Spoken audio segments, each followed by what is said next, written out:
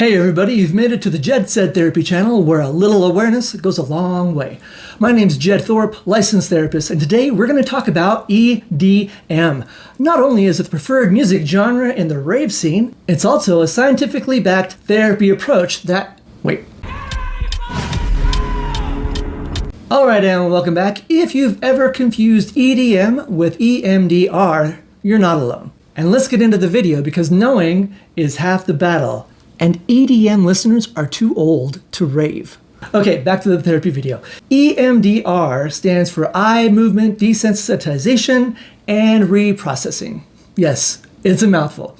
The process was developed back in 1987 by a psychologist named Francine Shapiro.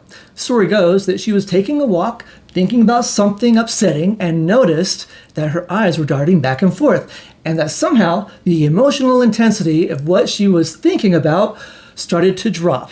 Another story was that I've heard was she was noticing the back and forth eye movements in her clients as they brought up difficult memories. Whatever the case, the whole thing turned into a series of clinical trials and eventually structured the therapy we now know as EMDR. In easy Jed Said Therapy speak, it's a therapy approach that helps people reprocess traumatic memories in a way that removes the emotional charge. And at the heart of it is something called bilateral stimulation.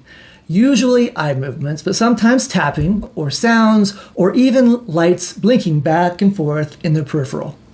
Doing this bilateral stimulation allows the brain to reprogram the belief system that's tied to the experience/memory that you're talking about. Hey, this isn't magic. EMDR has been researched a lot, especially for PTSD, but it's also being used more and more for things like anxiety, phobias, complicated grief, and even performance anxiety.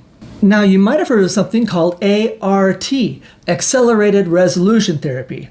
This was developed back in 2008 by some therapists after they received EMDR training, which makes sense because, hey, it looks very similar.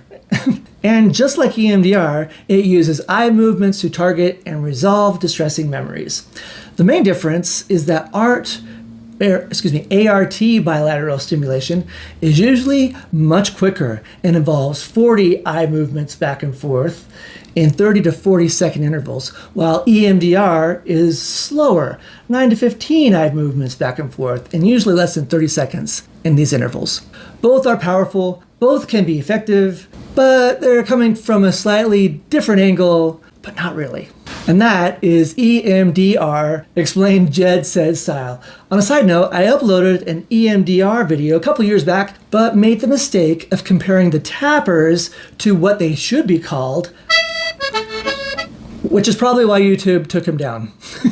But I'm glad they did. It gave me the opportunity to make a new EMDR video, and I for sure won't mention the V word this time.